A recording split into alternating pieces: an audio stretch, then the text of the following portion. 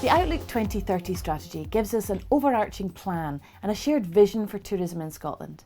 The 4 key priorities in the strategy are passionate people, thriving places, diverse businesses and memorable experiences. In this episode, we're looking at the first and possibly most important of those, passionate people.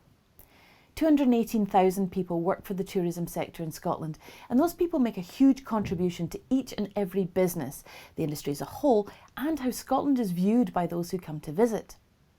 The strategy sets out a goal for our industry to be a more attractive one, which will be known for fair work, exciting opportunities and supportive workplaces, recognising talent and creating quality jobs with good paying conditions across the industry.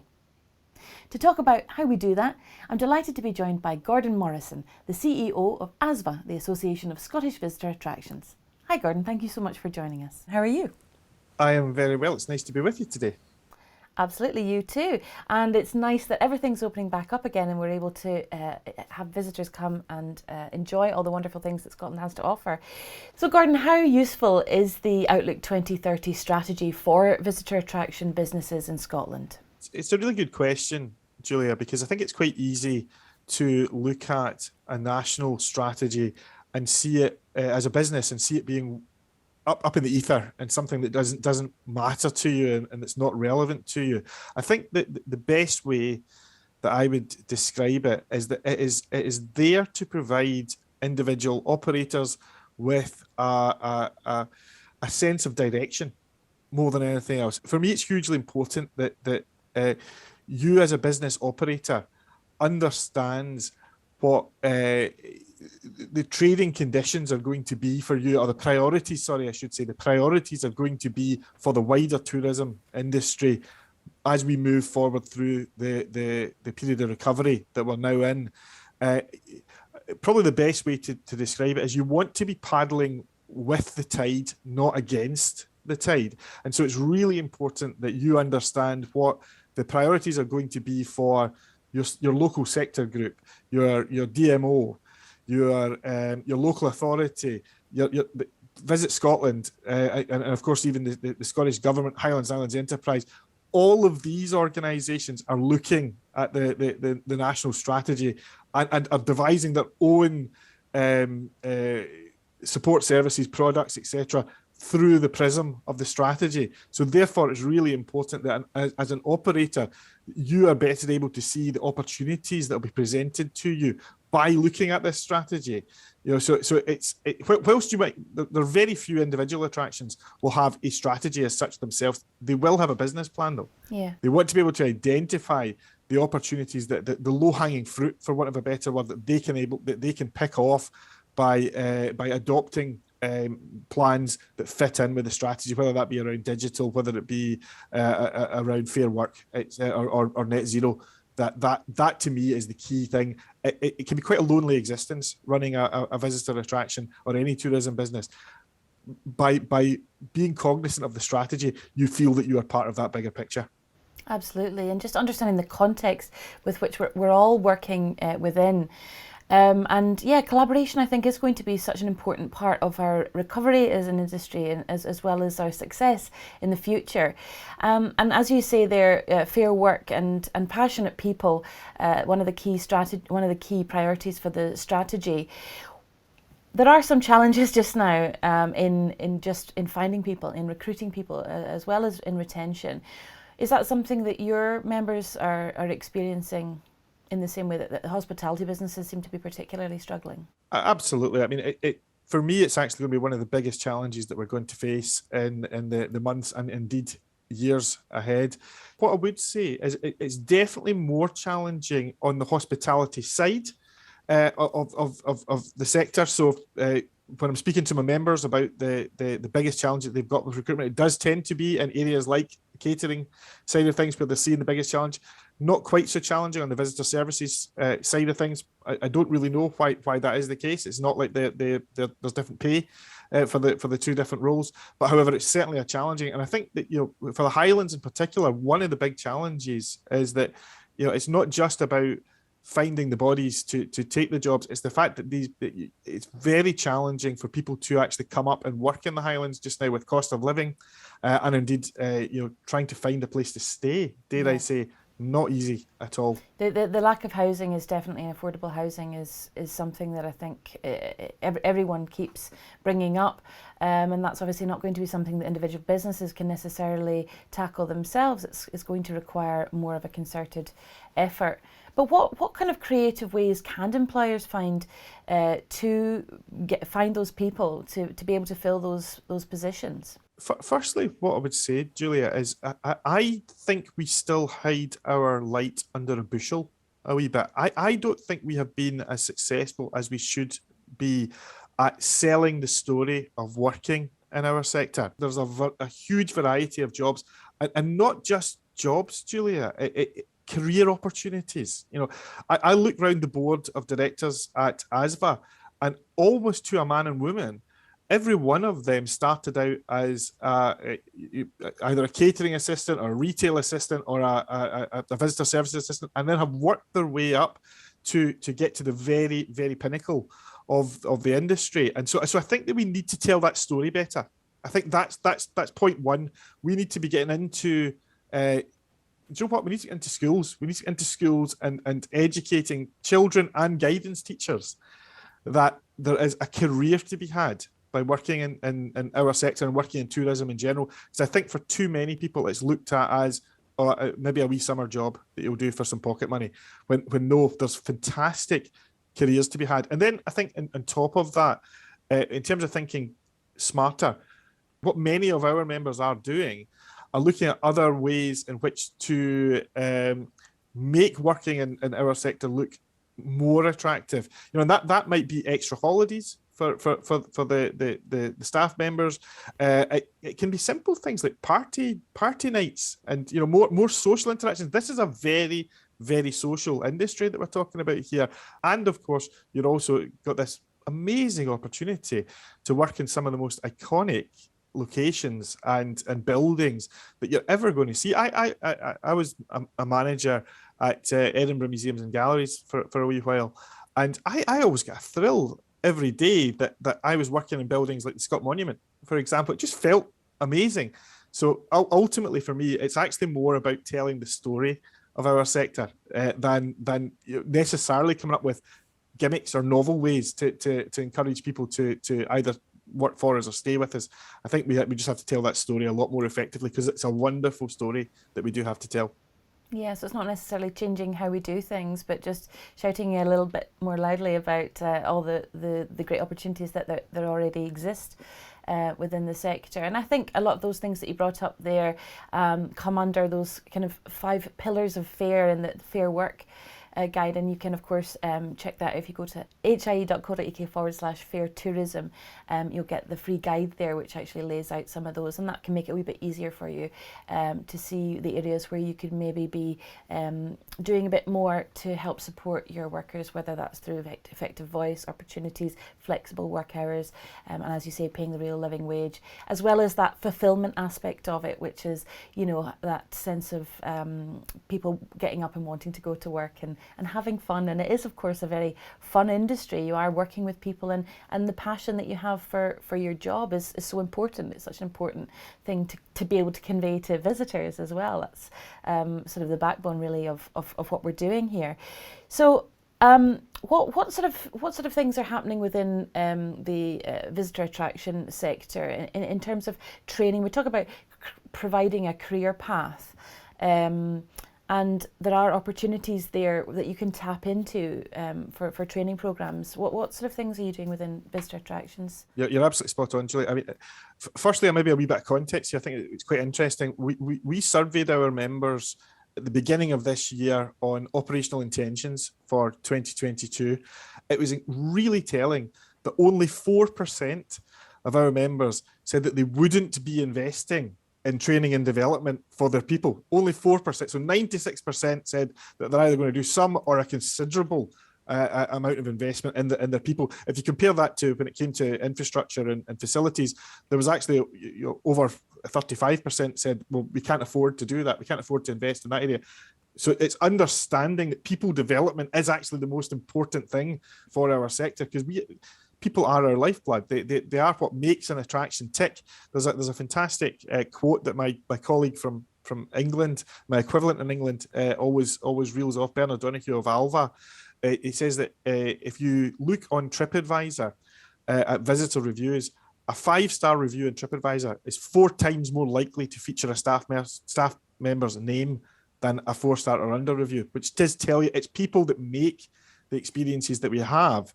So firstly, there is absolute commitment from the industry to develop our people.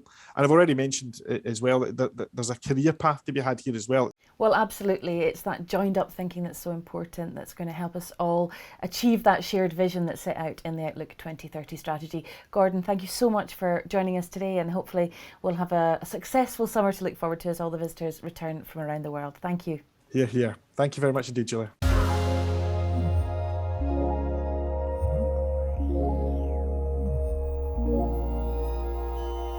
Well, the Outlook 2030 strategy sets out a goal for the tourism industry to attract, develop and retain a skilled, committed, diverse and valued workforce. But what does this really mean for businesses like yours, and how do we achieve it? To find out, I'm joined now by Managing Director at Portavadie, Iain Jurgensen. Hello Iain, thank you so much for joining us.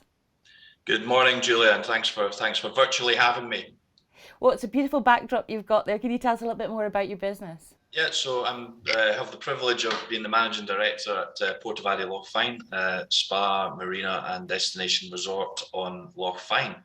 Been in business now since 2007, and what you see behind me is our, not so recently added, but 2015 we opened our spa and leisure facilities featuring arguably one of Scotland's largest outdoor infinity pools. So, and behind me is one of the spa pools. So just come out this morning and have a wee towel down and ready for our meeting.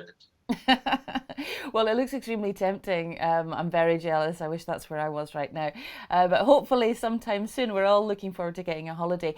But we're talking about recruiting and retaining the very best people. And that is certainly something that's a challenge just now. How have you found that challenge for your business? These are legacy issues for our industry, really, not necessarily being triggered by any pandemic, nor indeed Brexit. However, I think our industry has a great opportunity to reinvent itself, to become more appealing to people of all ages.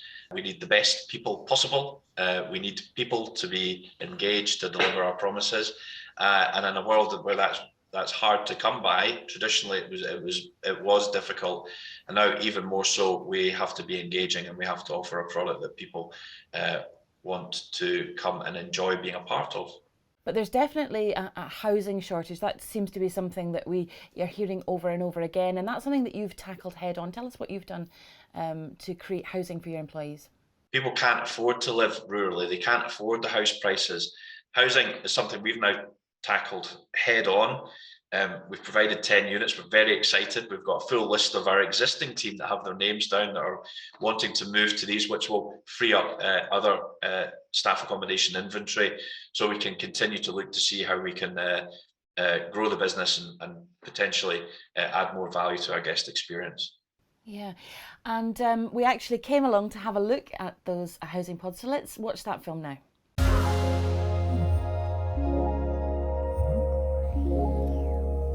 So welcome to Portavadie's first staff accommodation block. This was built in 2011 in direct response to a real lack of affordable housing, and we recognised that as the product grew, as the business grew, we were going to need a lot more crew members to come and work and choose to live and work with us. So this is an example of one of our single rooms, of which we have 20.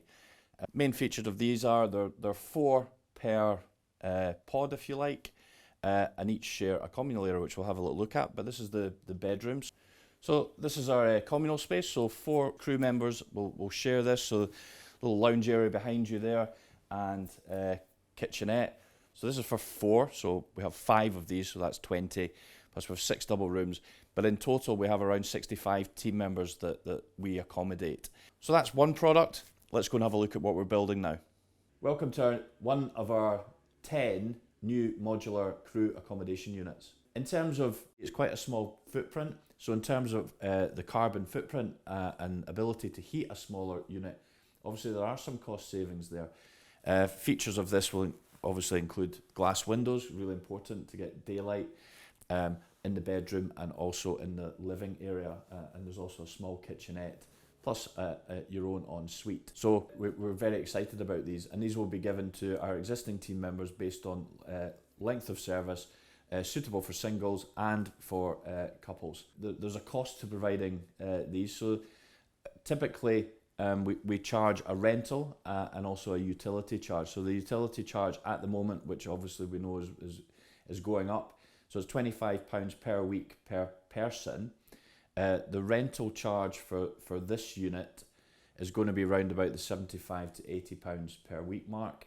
And the units that we've just come from, we've described those as our entry level, and they'd be typically about £40 per week rental. These new accommodation pods, these are modular builds that provide us the opportunity to, from order to delivery, has been less than 7 months. So in a challenging environment to actually purpose build, that would have taken us years to develop this. So these are built in sheds, undercover, and then transported here on the backs of lorry, ready to be literally dropped and plumbed in. As you can see, they're not quite ready yet, but we've set this one up as an example. So we're down on the pier side. We still have a little bit of land works and groundworks going on.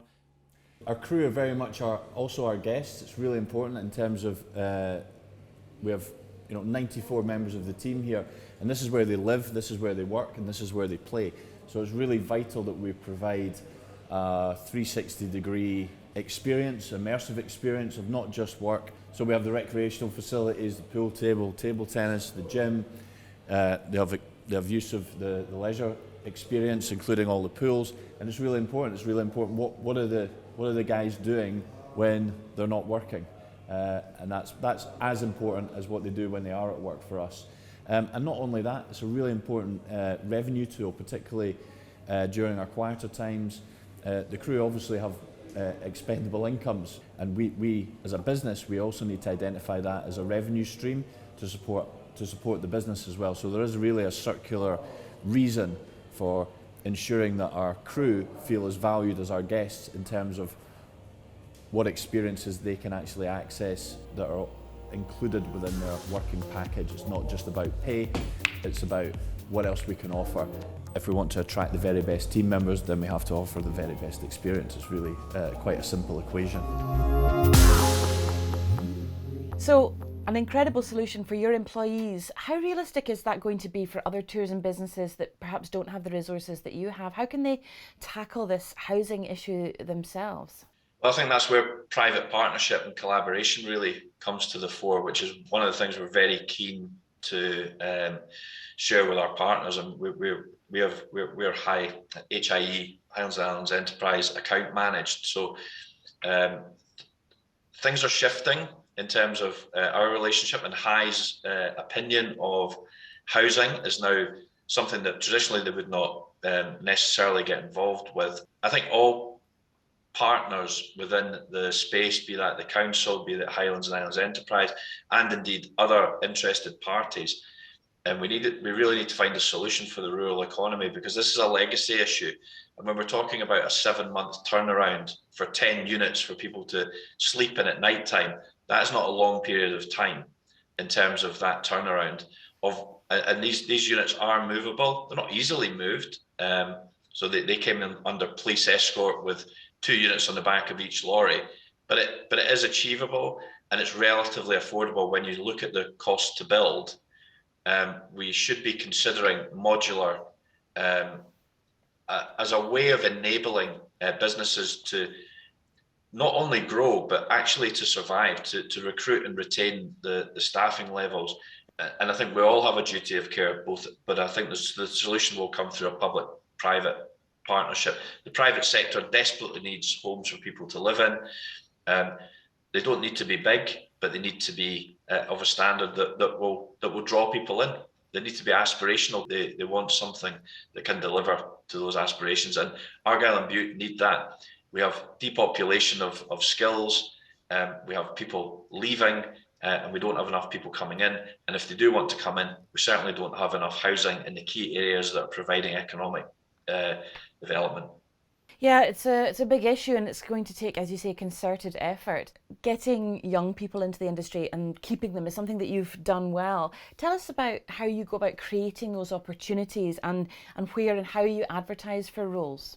Yeah, advertising. Take the last point. Advertising is there's no magic bullet. We're using the same platforms as everybody else. It's no secret our industry is trying to recruit talent. But I think one of the key ways. So we're in the same shop window as everybody else. Eyeballs is very difficult. Engaging with people in split seconds is very challenging. As you know, the devil's always in the detail, but getting people to read all the way through that to get to your message is quite hard in one or two lines. And people are absolutely, and rightly so, fixated with what's my hourly rate, what's my salary. But there is a lot more to a job and a career than just the salary, albeit it is super important, and that's clear. One of the key things in recruitment is for us is recruiting the right people in the first place, and then utilising that resource for those people to become your ambassadors. We refer to our team as crew. We're nearly on the water here. In fact, many of our guests are on the water. So it seems logical. So our crew form part of our recruitment strategy. Why? How? Well, because if we recruit the right people, the chances are they've got similar friends. They're drawn to the same types of things, same interests. So if you recruit someone that's an outdoorsy person that likes going paddleboarding and cycling, the chances are that their pals might like to do some of the same things as well, in which case we'd like to hear from them. So how do we hear from them? Well, we incentivize our crew members with a generous referral scheme that is around rewarding them. So if any of our crew refer someone, okay, subject to T&Cs, and they've got to perform and do it. But if that's a successful recommendation, then there's a financial benefit to the crew member. And for sure, I would far rather give one of our crew members £500 to spend here than an advert in a newspaper that I might get some candidates from, but I might get a really great candidate from a friend referral scheme. And that's incentivizing our own crew members to feel valued, to feel that they would like to refer a friend. And if you take the typical person that maybe have 300 or 400 friends on Facebook or Insta or whatever their social media platform is, that's 400 or 300 eyeballs of potentially sharing an advert to their friend sets that you wouldn't have yourself. So that works in certain circumstances, but it's not the complete solution. So we do advertise on job boards. We're using well-known advert sites for roles. But yeah, it's a suite of solutions, not one of which is the magic one. So unfortunately, for those that think there is a magic, there isn't. And then equally, back to our first point, well, okay, we might be able to recruit, but where are those staff staying, and what is that accommodation like? And we're now going through the process of videoing all of our staff accommodation to show the person this is what your room would look like, this is what to expect, because it's very daunting. Someone that is relocating, they're not just changing their work environment, they're changing their complete lifestyle. And we need to get under the skin of that. We really need to understand what are the questions going on in someone's mind that's thinking about relocating, because for a head of department that's recruiting a person, it's all about the job. We as a leadership team, we need to look at what that whole 360-degree process is. What's someone going to do in the winter when it's dark outside? Are they going to be engaged with some of the outdoor activities that are on offer here?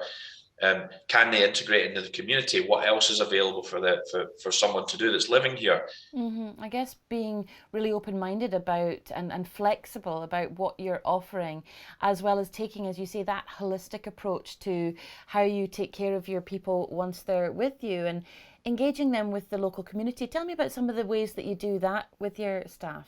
It sounds a little bit utopian, but there are things that happen in the community. There's local forests that are doing some great work with a ranger that invites people to volunteer. There's a whole band of guys that go around doing beach cleans and that information. How do you make that visible to your team? We operate a closed Facebook group for our team members. And we post these opportunities. They're not necessarily opportunities that are about learning and developing at work. These are opportunities that are happening in the area. Is there, the local shinty team is very popular. Many of the team will go and watch, watch the match and get engaged with what is happening locally, local community events. We've got the famous Kyle's 10-mile run coming up in September. That's popular with our team, so that they're engaging with not just our business and not just living and working, but actually that rich tapestry that exists, and how do we signpost that in a way that can reach people and get people engaged. And that's not to say everyone will do the same thing, they won't, but is getting it out there. Are we reminding the crew regularly that, nice day, it is a beautiful day today. Bike cars free for crew members. So it's midweek, it's out with school holidays. We've got a fleet of mountain bikes, as long as they do it safely and are not careering down hills and hurting themselves. But it's there for people. Are we reminding our crew there to get out and about and enjoy? Because if they're enjoying it and enjoying their lifestyle as well as their work, then staff retention is a lot easier to deliver upon. Of course, your people are at the front line. They're the ones that are delivering on your promises. How do you foster a culture that inspires them with a passion for the job, that inspires them with the confidence to be able to carry that out to the best of their abilities? Pride and passion are something that usually live within. They can be coached to an extent, but confidence, knowing your product, that's our job. Our job as a leadership team. And people overcomplicate that. We have standards of service and 7 points that we must do, but actually, in its simplistic term, and simple messages usually resonate the most and are easily understood, particularly when you've got a diverse working group from all different, from EU, Remainers to locals to all the demographics. So simple messages, and we focus on training, development, and product knowledge that give confidence, but without pride and passion, no amount of confidence will make up for that. So we are in hospitality. It is about the smile. It is about the welcome, and then the confidence piece we're constantly working on, because things are always changing. Not everyone sees each other each day, but collectively we get together once a week at least, and we share ideas and we share that knowledge. And I think that we need to encourage that and continually check back, not only to our guests, how are we doing? We're quite good at that as an industry. How are we doing? Did we get it right? We're not always so good at checking back with our team. How are we doing? How are we looking after you?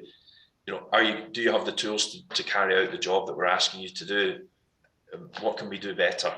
And we need to keep those lines of communication, particularly when we house so many. So we have staff going in to check all the time how people are living, how are they enjoying that experience, what more can we do?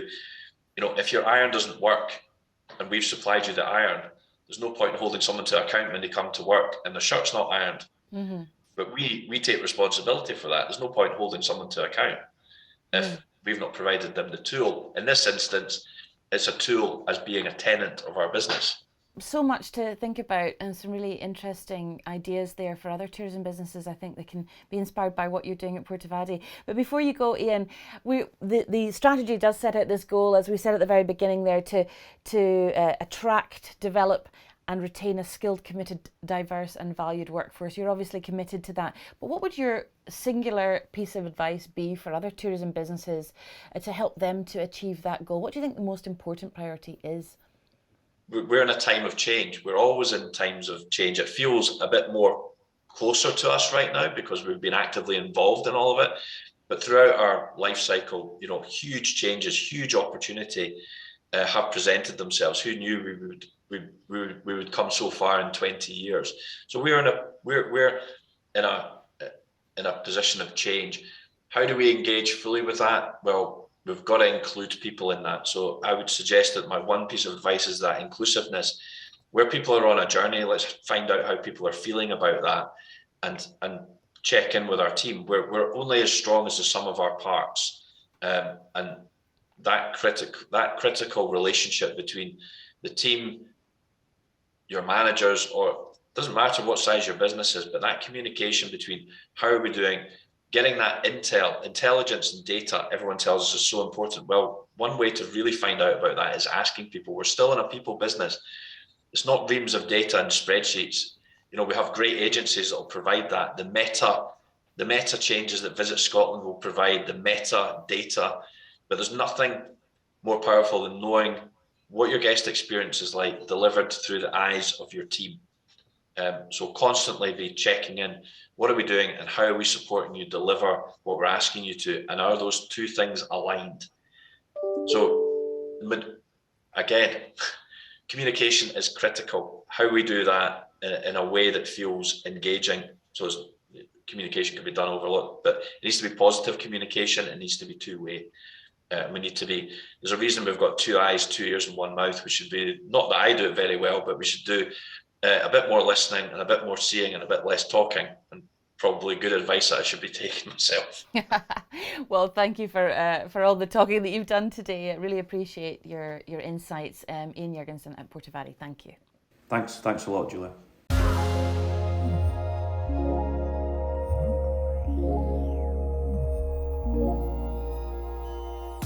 Well, people are the lifeblood of the tourism industry, and in this episode we've been talking a lot about the strategy's key priority of passionate people and the goal of creating quality jobs with good paying conditions across our industry.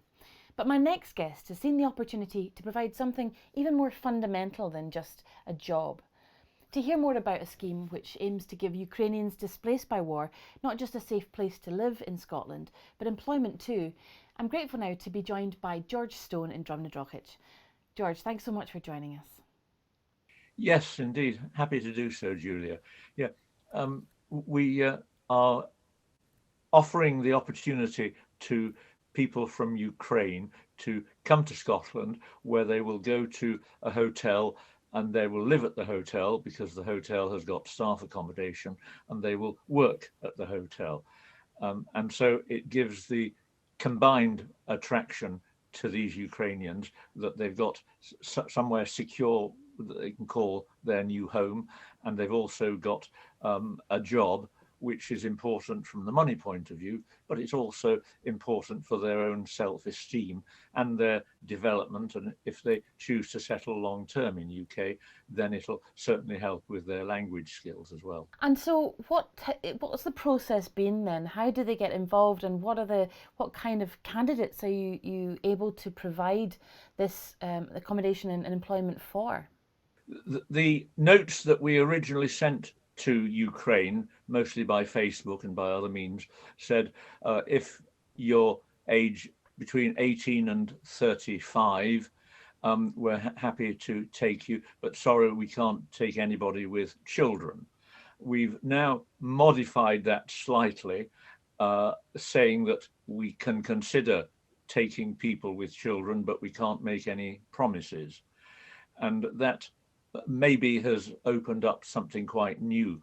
In the last few minutes, Julia, I had an email from a young man called Sergey, who wants to come on the program with his wife and his mother, who is 54, and his 8-year-old daughter.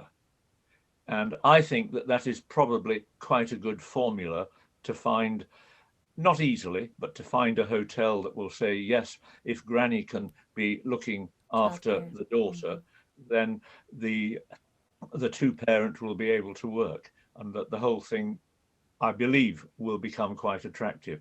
Hotels in the last 2 weeks have said to me, yeah, we wouldn't mind taking a family as long as there was some provision for the children during school holidays and outside school hours. Mm-hmm. And so what are you asking for from the hotels, and it is hotels that you're working with specifically? I'm asking from hotels a motivation of compassion, and that has got to be the starting point. And I'm asking that they will open their hearts to the Ukrainians and not just see them as a duty to perform, or indeed as a source of employment, but that they will wholeheartedly welcome them into the hotel and want to assure them of support. Quite a lot of the folk who are coming are going to be quite traumatized, and are going to be having nightmares. They're going to have problems perhaps which overflow into their work time as well.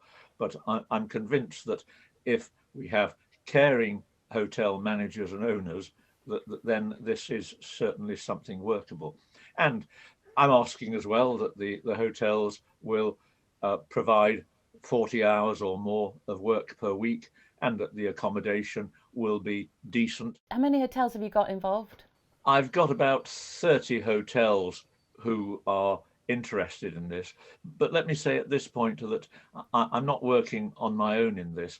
I have a target to get 100 Ukrainians into this country. And if we're dealing with 100, then we're going to be rushed off our feet. I'm working with a colleague, Neve, who is the HR manager in the Crieff Hydro Hotel group. And she complements the deficiencies in my skills and abilities, and we're progressively working more and more together. In terms of like the kind of commitment you're asking hotels to make, is it how long term are we talking here? The UK government's scheme called Homes for Ukraine requires the offer of accommodation to be for at least 6 months. Quite a lot of the hotels I'm working with have a seasonal business, which will come towards the end, at the end of September or October. So I'm asking hotels, please provide accommodation till the end of September. I'm saying to the candidates, I expect you to stay in that hotel working there until the end of September, which for many of the hotels in the north of Scotland is quite a good arrangement. So, George, if there are other hotel owners watching this who are really keen to get involved and do something similar, what are the first steps that they can take? They can get in touch with me. Let me give you my email address. It's georgestone654@gmail.com. At this stage, though, Julia, I need to say that I do not know if we're going to have any candidates additional to those that I'm expecting to put into the hotels that I'm already working with. But I would be happy to hear from any other hotels or employers who think that they have got work and got accommodation. Well, thank you so much for taking the time to speak to us today, George, and best of luck with it. Hopefully you'll get those people over, get them into somewhere safe to live and a job as well very, very soon, which will be in everyone's best interest. So thank you so much again. Very good. Nice to talk with you, Julia.